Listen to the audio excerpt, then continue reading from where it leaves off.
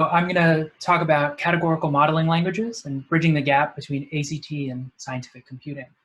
And this is related to some projects I've been working on at GTRI, and relates kind of that last mile delivery of ACT, getting it from, we've done some cool math, we understand some mathematical modeling technique that scientists or engineers use, and going all the way to now we've built a software tool that uses that math to do something useful for the scientist.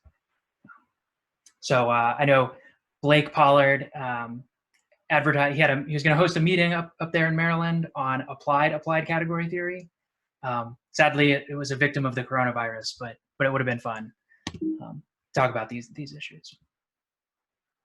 So yeah, what kind of this was originally motivated by thinking of scientific programs as a corpus and thinking about natural language processing and data mining for that corpus of open science. So as the open science movement has caught on, people are publishing their scientific code along with their papers, on the internet, on GitHub or in some kind of machine readable way.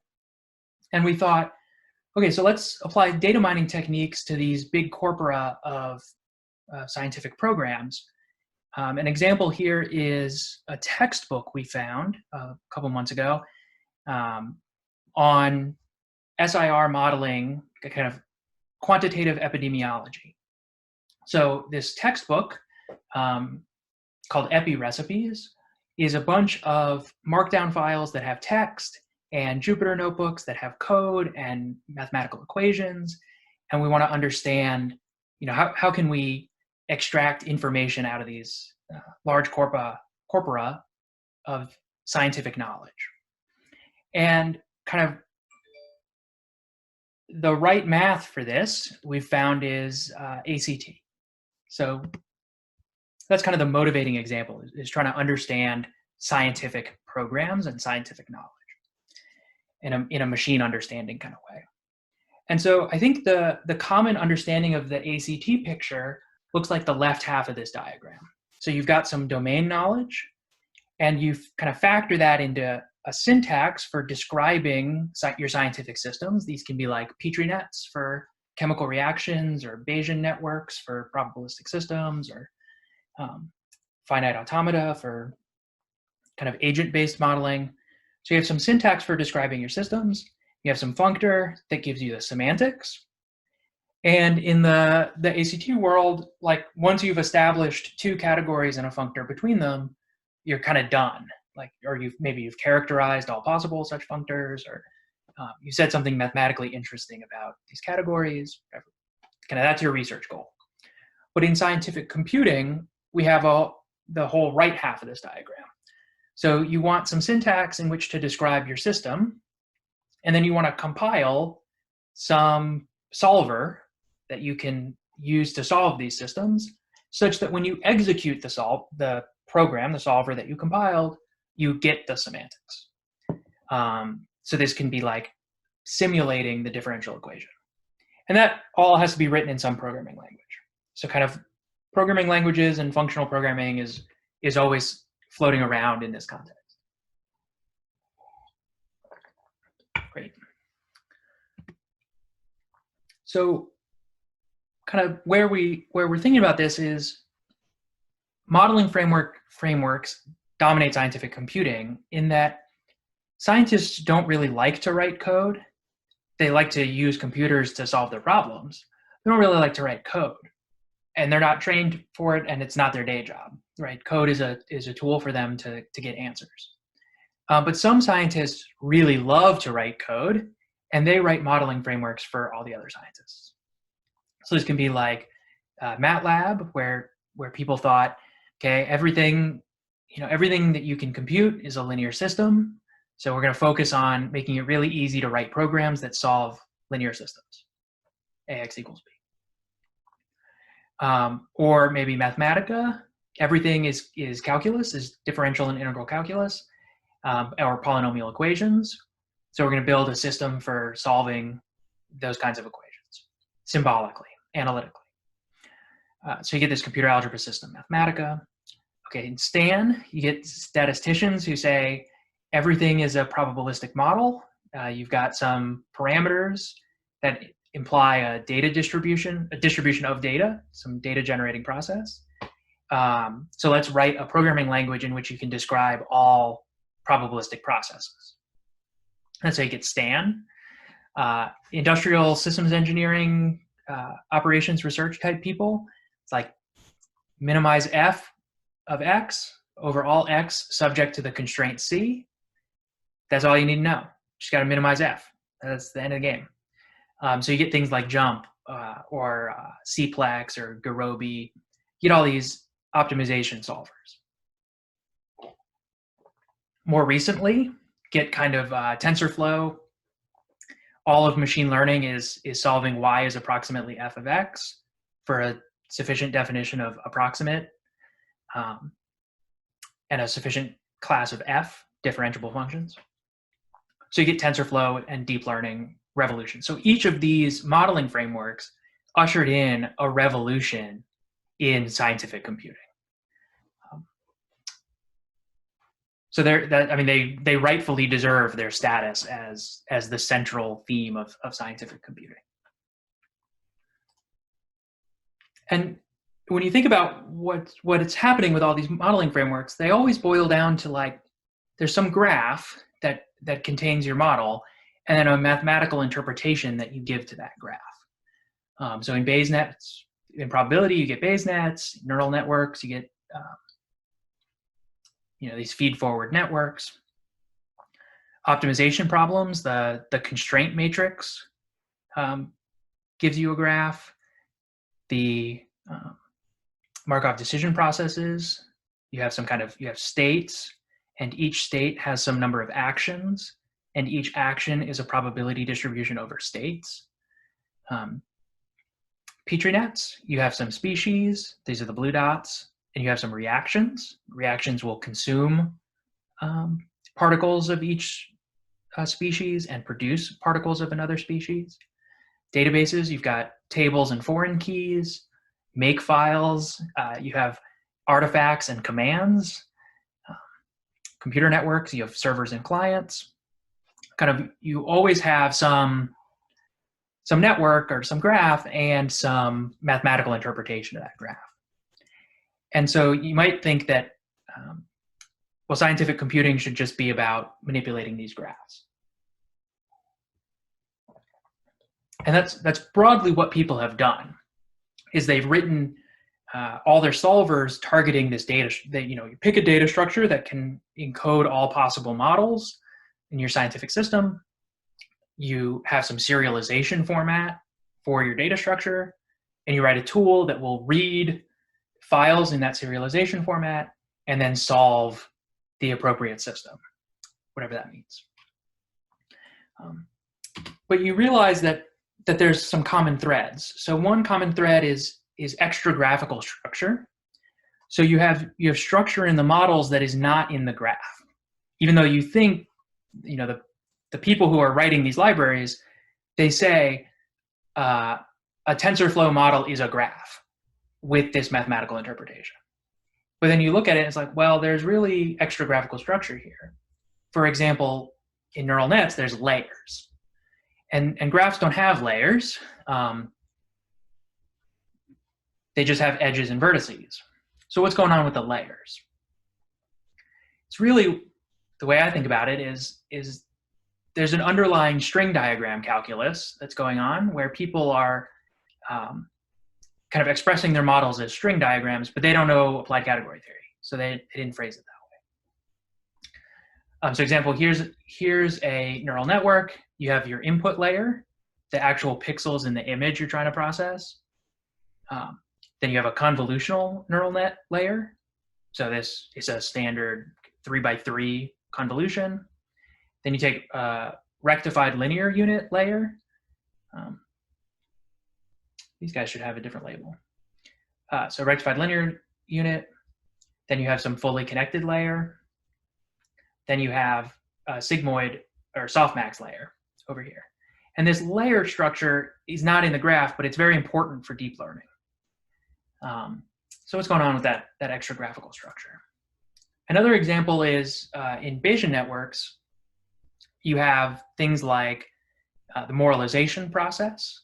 So you take a directed graph that encodes your Bayesian network, and you replace it with an undirected graph where every Markov blanket in your directed graph is replaced with a clique in your moral graph. Well, what's going on with these Markov blankets? Well, they're like this extragraphical structure that's really coming from the statistics. You're using graphs to represent statistics, but you're not operating in graph theory. You're operating in this weird thing where graphs are floating around, but you're actually still doing statistics. And then you've got things like Bayesian plate notation, where there's abstraction in your graph. So graphs also don't have any abstraction. There's just nodes and edges. But Bayesian plate notation introduces kind of like a lambda term where you say, I want n copies of this little graph. And I want m copies of this thing. And I want k copies of this thing. You can go crazy with that and have hierarchical models that have, say, an infinite number of vertices. What's going on with that? So what we think is that ACT really provides the tools for characterizing and analyzing these systems. And so we're using a tool called CatLab, where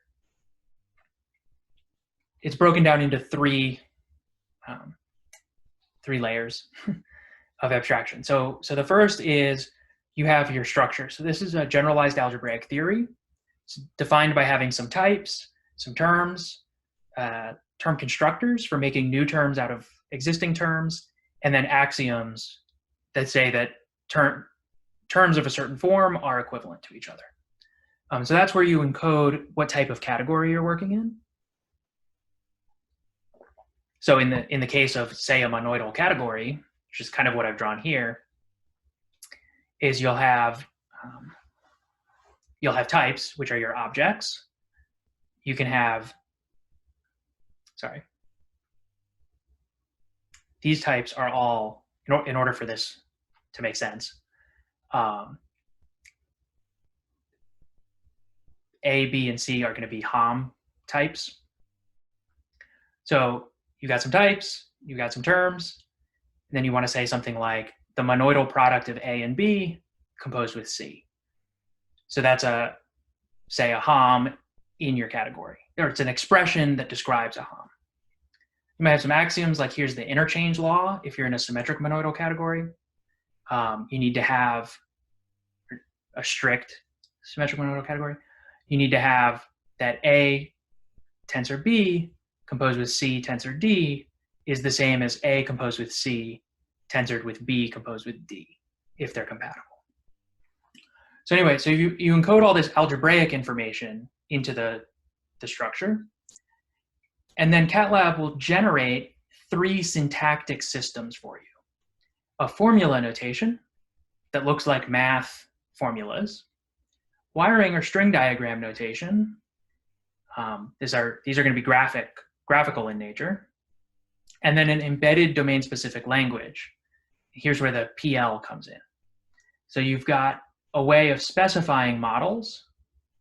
So in our case, kind of connecting it to scientific computing, the structure encodes the modeling framework. Then in the syntax, you express the models. So every Hom is some system that you're gonna model as a model system. You want to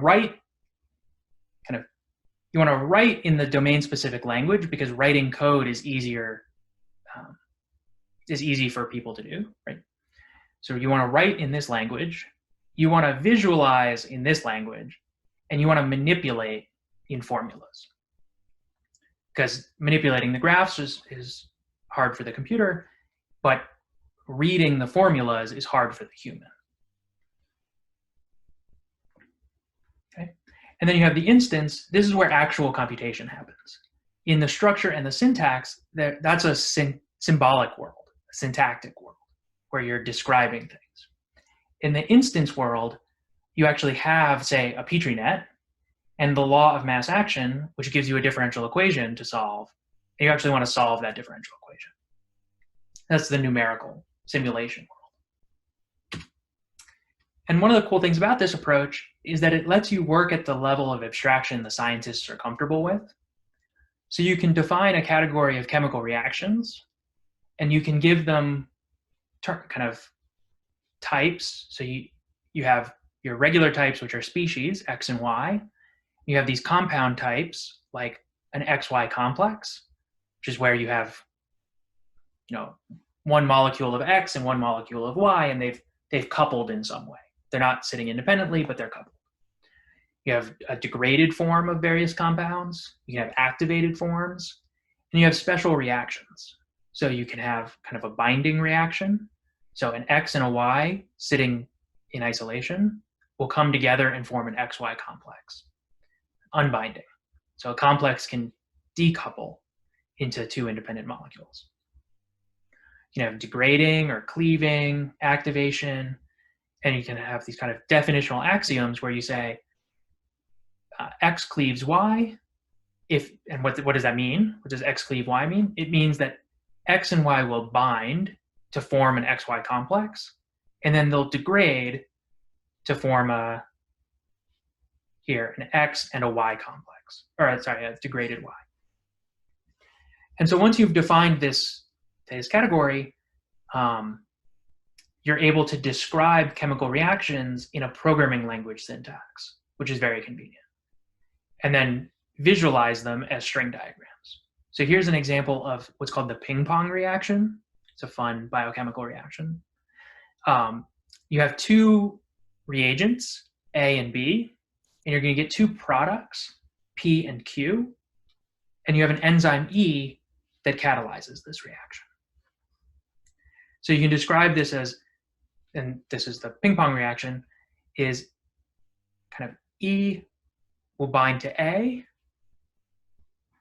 and then some little reaction F will occur, which will produce a activated form of E plus a P, which will unbind, and the P will come out.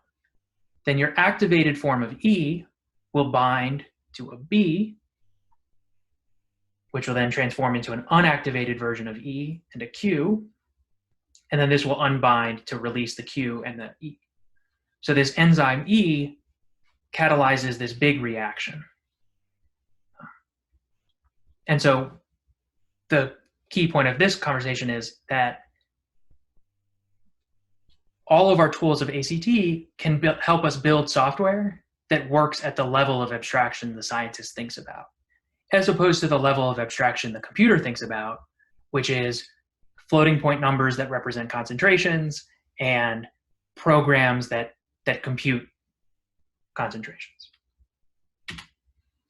And so we kind of think of this as a span between libraries that do scientific computing and tools that we're going to develop for scientists. And so we want kind of the algebraic Julia ecosystem, and in particular the CatLab software, to sit in between these two things. And that way, so the solvers will expose certain categorical interfaces. Then all of the symbolic computing happens in CatLab. And then the tools use that symbolic computing in their interface, in their design. So our example is going to be, as I've hinted at, Petri nets and epidemic models. I don't know if you've heard, but there's a little bit of an epidemic going on right now. And that's why we're having all these wonderful virtual seminars we wouldn't have been able to have without the pandemic. And so we want to ask questions. If we model coronavirus as a SEIR model, or a system, SEIR system, and we look at multiple, you can either think of it as cities or countries, but multiple localities, how does travel and border restrictions impact the spread of the pandemic? I haven't really said this yet, but one thing you always need to do when you're applying this is specify how to get from a syntactic description of the system to a computational artifact that you can run. And the answer for Petri nets and mass action kinetics is you're just going to have this little Julia program that will take a list of reactions, and that's all a Petri net is a list of reactions where each reaction points to some species. And so it points to its reagents as its inputs and its products or outputs. And then the change in concentration is going to be related to some reaction coefficient. That's a parameter. That's why it's called P. So reaction coefficient times the product of the concentration of the reagents. And you're going to subtract that from the reagent concentrations, and you're going to add it to the product concentrations. So you're consuming reagents and you're producing products. Here's an example of the SEIRD model, where you have susceptible, exposed, infected, recovered, and dead. And then you have reactions. So you have like an exposure reaction parameterized by beta. Exposure progresses to infection, some parameter gamma. Your infection could resolve, some parameter mu, or it can be fatal, parameter delta. So given a Petri net, we know how to compute some differential equation. And our example here is going to be multi-city modeling. So, and here's where that kind of the operative wiring diagrams becomes helpful. We're able to represent complex processes as the composition of simple processes. So we're going to have 3 SEIR cities, and between each pair of cities, there's a flow. It's going to be just linear in one direction. So people from the first city can flow into the second city, can flow into the third city. And when you model it like that, you get these epidemics, which everyone should be familiar with by now from just by reading the newspaper. You get these epidemic curves where all the susceptible people eventually become recovered people, and there's an infection that happens in the middle.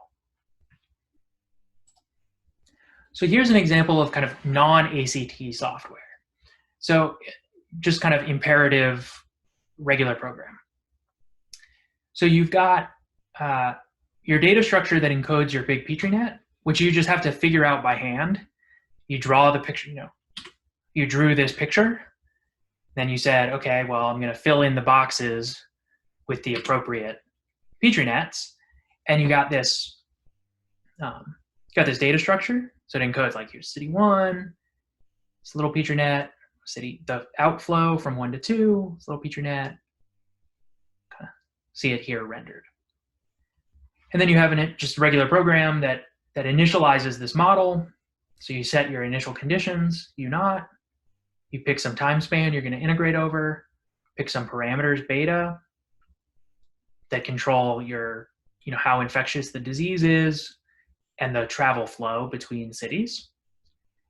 Set up an ODE problem, and then you call into a solver down here where you say, solution is ordinary diffq.solve, the problem, some algorithm you want to use to solve it, relative tolerance, absolute tolerance of 10 to the minus 8, and you're going to visualize the result. So when you visualize that result, what you see is in your 3 cities, you have your 3 epidemics, and they're spaced out in time.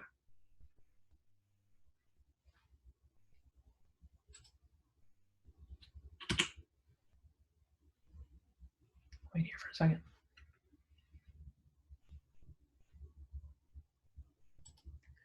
So then we want to build data-driven tools for scientists and tools that are helpful. And in order to be helpful, the tools need to understand the scientific models that they're working with. So here, for example, we want to compare if our model was SEIR 3 times with the flows. Or if our model is SEIRD, so if the model is fatal, sorry, if the virus is fatal, that's, that might or might not affect our policy decision. But in order to know whether it should affect our policy decision, we have to analyze both models. And so what you want to do is be able to interrogate kind of the space of possible models faster than the time it takes for humans to code it. So finally, we're going to actually do some category theory. Maybe not, maybe we're just applying it. So our cospan categories they represent kind of compositional modeling, where you have, you're going to take cospans of finite sets. And so what that means is you have a finite set of inputs, finite set of outputs, and a finite set of variables in your system. And then you have kind of maps here. So every input refers to some variable in the system, and every output refers to some variable in the system. And the inputs and outputs, they're just enumerations of the variables. They don't really have a physical meaning as like inputs and outputs in signal processing or computation do. They're just enumerating which variables are on the left and which variables are on the right. So let's say we have our SEIR model, and that we're going to have it marked off by some cospan saying that S is the first input, E is the second input, I is the third input, and then as outputs, S, E, and I again. And then here's an example of the flow model, which is the tensor product of 3 things. So you have an S will spontaneously become some other S, E's will spontaneously become other E's, I will spontaneously become another I, and you have 3 different parameters here, F1, F2, F3, and those are for flow. So this is representing the fact that like the susceptible people in the first city will flow into the susceptible population of the second city, and that these are independent. So here this is the first input, the second input, the third input, first output, second output, third output. And then you can compose these by gluing them together along the outputs of the first model become the inputs to the second model. So over here, here's SEIR, here's flow. The outputs of SEIR are going to get glued to inputs of the flow model. And once we do that gluing, this is the net result. So now in the glued model, the composite model, you have a reaction, you have your SEIR component. This is your epidemic, it's just swirling around being an epidemic. And some of your susceptible people are going to flow out of your city into these other populations. And you can repeat that. So you can glue this model to itself to get the 2-city. You'll get the 2-city model, and glue it a third time, and you'll get the 3-city model.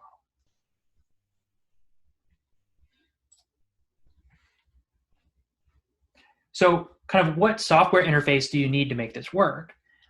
You need to be able to take the disjoint union of 2 models.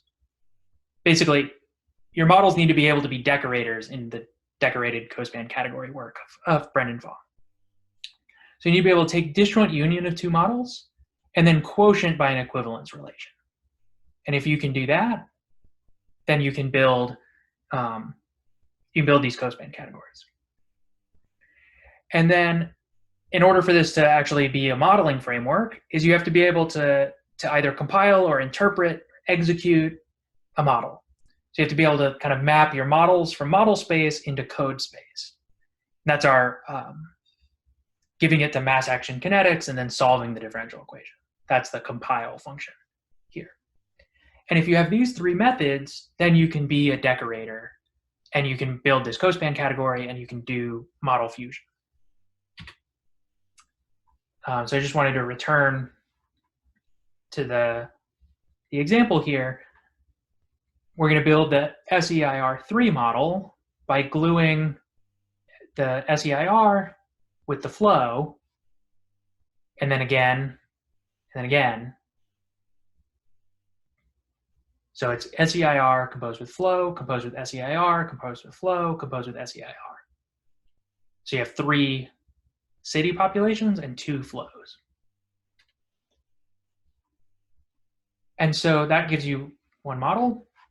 And you can rapidly build another model by just changing out a term in this formula. So if you replace the SEIR component, take this guy, replace it with this guy, you can modify your model. So normally when you're doing scientific computing, kind of changing the model is a big ordeal where you have to change code. You have to, typically the models and the solvers are mixed together. And so when you change the model, you have to change the solver. And it's a big, big hairy deal. So this was kind of our pre-ACT version of the code. And then our post-ACT version, where now in the part of specifying the model, instead of specifying the full model, you kind of give a recipe for how to construct the model. So this is, you're defining your little component, and then you're composing your little components together to build this big model. So now changing your model structure is very easy because it's changing a formula, this algebraic system. Then everything else looks exactly the same. You just initialize, parameterize, and solve the old-fashioned way. And when you do that here, you get now the same, basically the same curves, but the, some fraction of the people who would have recovered now succumb to the illness and they die.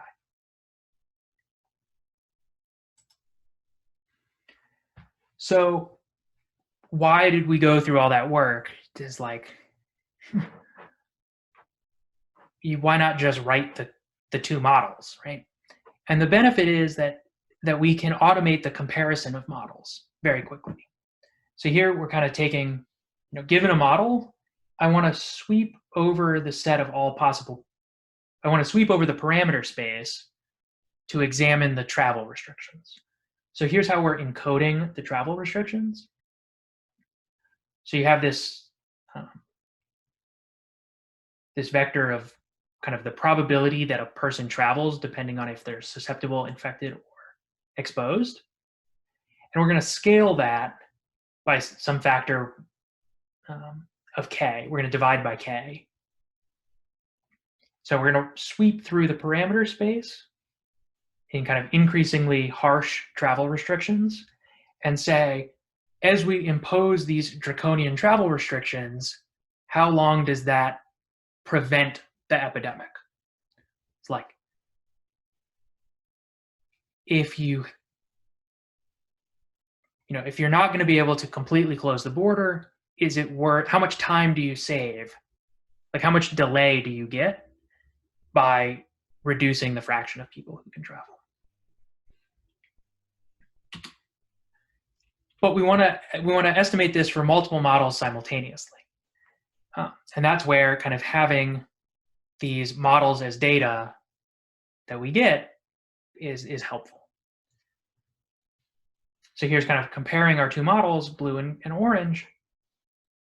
As we impose more and more draconian travel restrictions, we do buy a significant amount of time. For these parameter values, it's like, if you cut the travel by half, you have 10 days between the 2 epidemic, the first epidemic and the last epidemic. If you cut the travel by a factor of 2 to the 8, which is like completely shutting it down, you buy an extra 7 days. But what this analysis tells us is it doesn't matter whether we assume the disease is fatal or not. That parameter of the system, like how likely are you to die of this disease, is irrelevant for this policy decision, because you get the same outcome regardless of whether you use the SEIRD model or the SEIR model. So that's kind of what we're trying to build here, is tools that can answer higher level scientific questions, not just solve the differential equation that governs the system, but instead interrogate the effect of my modeling choices on my policy decisions. How robust is my policy decision to my uncertainty about the mechanism of the system? That's the kind of questions we want to get to. One level of abstraction above just solving the system of equations.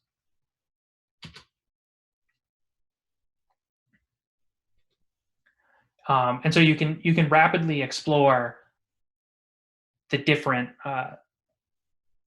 possible systems, because you've represented your models not at the level of differential equations, but at the level of wiring diagrams. So you can quickly say, like, okay, I'm going to assume that it's not fatal in all 3 of my cities or 3 of my countries. Okay, cool. I'm going to run that. Or the second city is going to get overrun, and so their healthcare system is going to break down and people are going to start dying. You know, that's a small change conceptually, but it requires, using the traditional software development techniques in scientific computing, it requires many coordinated changes across the software. I have to add an extra variable here, which means I have to add that variable in many places throughout my code base to make many small changes. And then I have to do them all right, or my code is broken. So we want to avoid that situation by kind of generating the code for them. And so kind of we had this cycle, I think it's a virtuous cycle, try to build data-driven tools for scientists, thought about, okay, well, what kind of software interfaces do we need for that?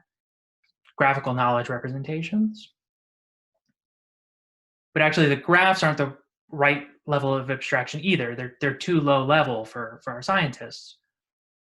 Back it up to applied category theory, where we can now represent models as morphisms in a particular category. We can use a computer algebra system for category theory to represent these things. So hopefully you kind of see how the 3 layers fit together. In coding, you encode your modeling framework, you get several interfaces that are each suited to different aspects. You'd hate to write formula notation, and you'd hate to read code notation. So you get your different syntaxes, and then you compute in the level of instances. Because you have to, if we do all this applied category theory math, say, okay, we can represent systems by decorated cospans, but we have to ground it in something the computer understands in order to run it. So that's where the instance layer comes in. We think this is applicable to a very wide variety of mathematical modeling techniques, kind of at least these. And this is a pretty diverse crowd of techniques. So hopefully we can do everything from Bayesian modeling to, the study of make files. Maybe we can write if you've ever used make, you know that you think you could write a better version of make in about an afternoon. And then if you try, you'd spend 2 weeks on it and realize that every build system is bad in its own way. So maybe applied category theory can help us build one make to rule them all, finally. But yeah, so all of these different techniques, I think, are ripe for the application of category theory. And so the goal is to match up all these possible techniques against all the tasks people want to do. So normally you pick a technique and you have to implement all the tasks: calibration, selection, comparison, verification, validation. And when you pick a new technique, you have to build a new software for calibration, selection, comparison, verification, and validation. So you have this n squared problem where it's kind of the number of techniques times the number of tasks worth of effort. But hopefully we can write against these generalized algebraic theories as a software interface, and we don't have to solve that problem. We can do it in with a linear number of programs rather than a quadratic number of programs. And so the future direction is to work on a project that's just getting kicked off over the summer called GATM, Generalized Algebraic Theories for Enhancing Multiphysics. And on GATM, what we're trying to do is model things like a fuel cell-powered autonomous vehicle, which combines multiple scientific disciplines into one system. So you've got a chemical or electrochemical system that converts fuel into power. You have an electrical system that converts that power and feeds it into a mechanical system that produces mechanical changes in position and speed. You have signal processing and logical control, autonomous planning, hierarchical planning type stuff. And so you have 5 different domains of science that's all feeding into one system. So hopefully kind of a universal mathematical technique like ACT can help us build software that can interoperate between these different areas of science and engineering. And I'd like to thank all the people who helped support this project, including University of Maryland student Christine Herlihy. She started her PhD in the fall of this year. Yeah, I think it was the fall. Great, and I'll take any questions. Thank you. Yeah, so anyone can unmute themselves now if you want to ask a question. Please go ahead.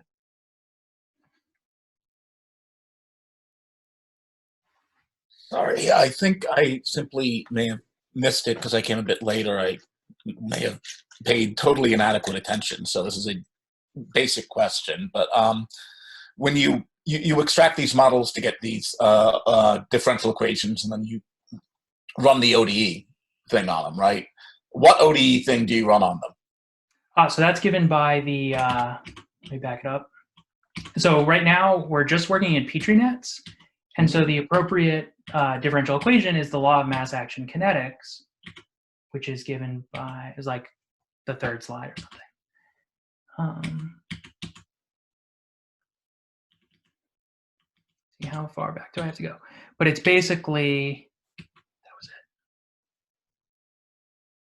There's lag between my screen and the, this one looks right. Slide 11.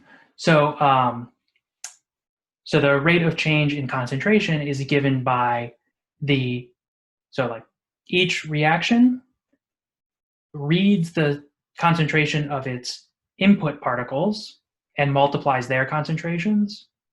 And then there's a reaction rate. Okay, so you're not actually solving, this is like Ford Euler, this is just an implicit Ford Euler or something? So you can use any solution technique you want. Yeah. So well, I think his point is just to set the thing up, then feed it into whatever you use. But I'm saying that's what you're do doing in this case. Is you're sort of running a step simulation on this.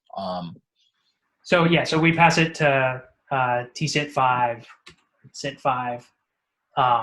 There's keyword argument in this. Oh, so you set up the forward step. Yeah, you just have to define as the a relation, and then you pass it to this guy that then hits it with RK or something. Yeah. Yep. Okay, that's what I wanted to know. Okay. Oh yeah. So one of the things that differentiates kind of our approach from a functional programming paradigm is that the solvers, like I think this is why functional programming hasn't broken into scientific computing, is that the solvers are not category theoretic at all. They're just arbitrary code. But the thing that is category theoretic is the mathematical modeling that the scientist does before they set up the solver. This solver is some just imperative, highly optimized Runge-Kutta method or something. Okay, that's what I wanted. Thank you. Yeah. So I think that's, an interesting question. As we break category theory outside of just the functional programming community and widen it out to the broader scientific research community, is can we re-implement all of their methods within functional programming, or do we just have to acknowledge that there are things that functional programming can't do, and kind of work around it? I don't know if that was at all related to your question. No, I just wanted to see what you were doing here. I'll send you a paper offline. I was wondering if you've heard of Kappa by Walter Fontana. Yeah, I've heard of it. I'm not good. familiar with it. Yeah, only because it's trying to at least work at the, also like you move up a level of abstraction from solving things to setting them up.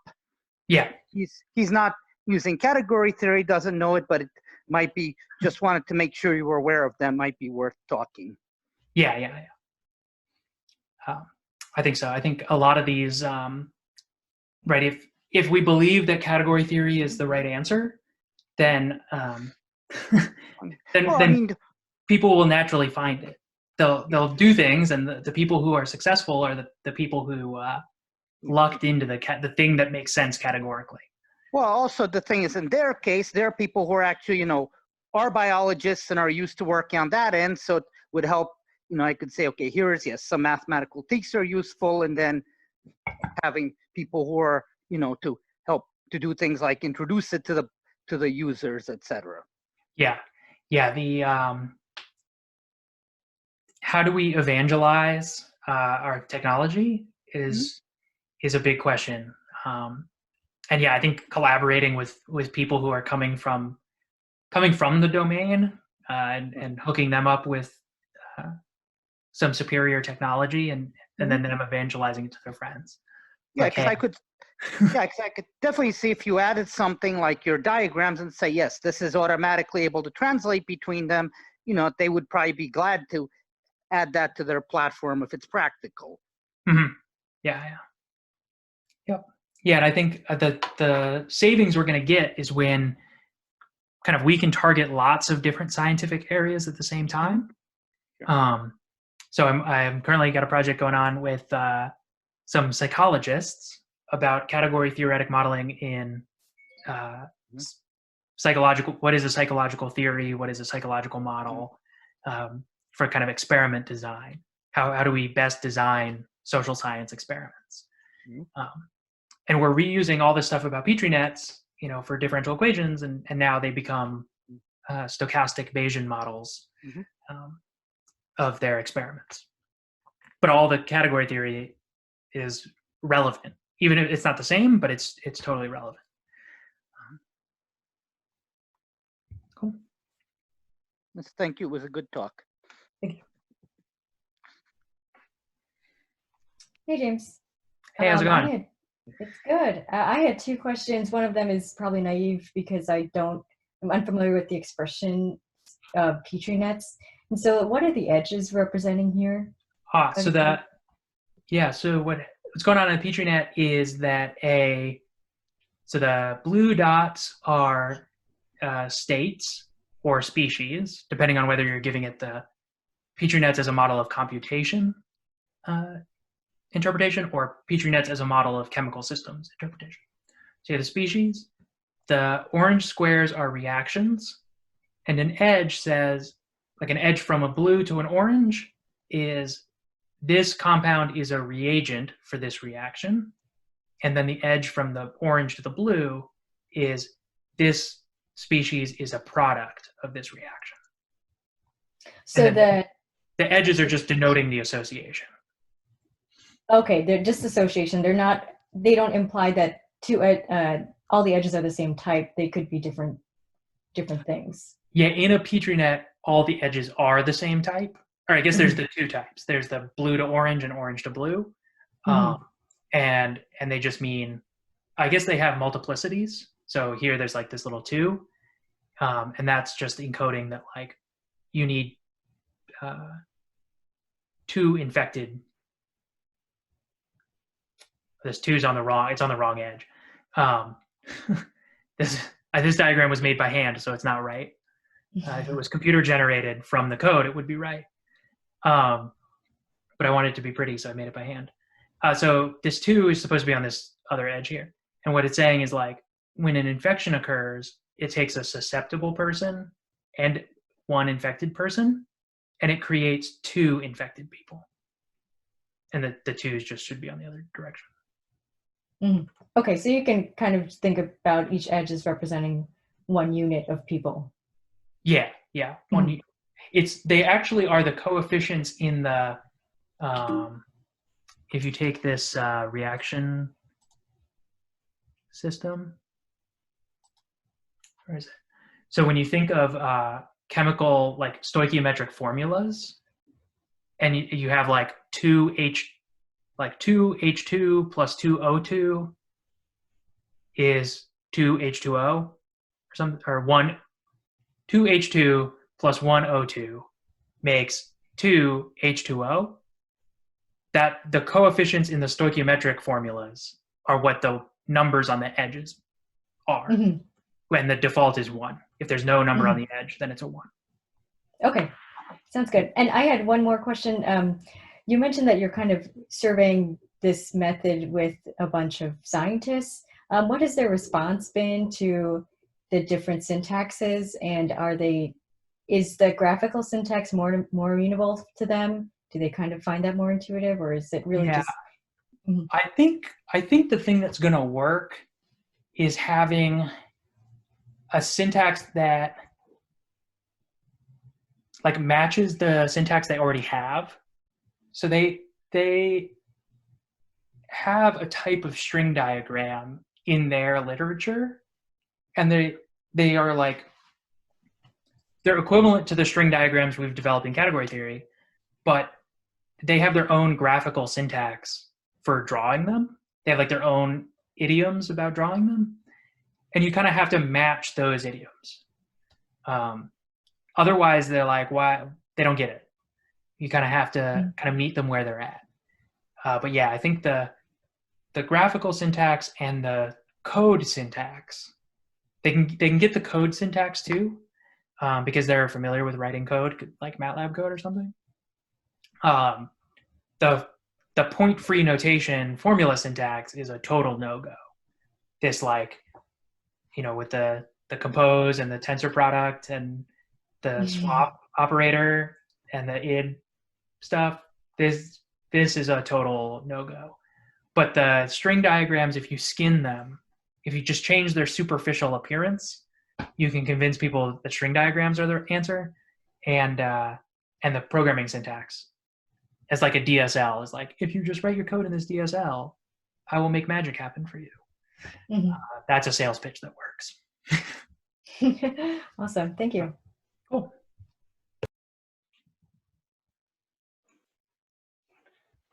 All right, so I actually have I guess maybe more philosophical question for you. And it relates sort of to machine learning. And you're talking about scientific computing where the modeling happens before the experimentation, and then the experimentation is sort of about changing your variables in the model that you already have. And you're asking to put the model in your, I guess, parameter space that you're trying to change around a little bit. In gradient descent, for example, you can do 2 tests and see whether or not the direction that you changed your parameters was a good direction, and that tells you, oh, I should keep heading in that direction. Is there sort of a sense of direction in Petri nets that maybe some gradient descent might help us? Right. Yeah. The problem is like the space of Petri nets is, it's not a topological space or any, it's not mathematically nice in any way. Right. They're just like different Petri nets, and they're all different. And so, yeah, you get like a 2-level optimization problem. And scientists already do this. They have like step 1, pick a model and calibrate it. pick parameters. Step 2, optimize over models, like model structure.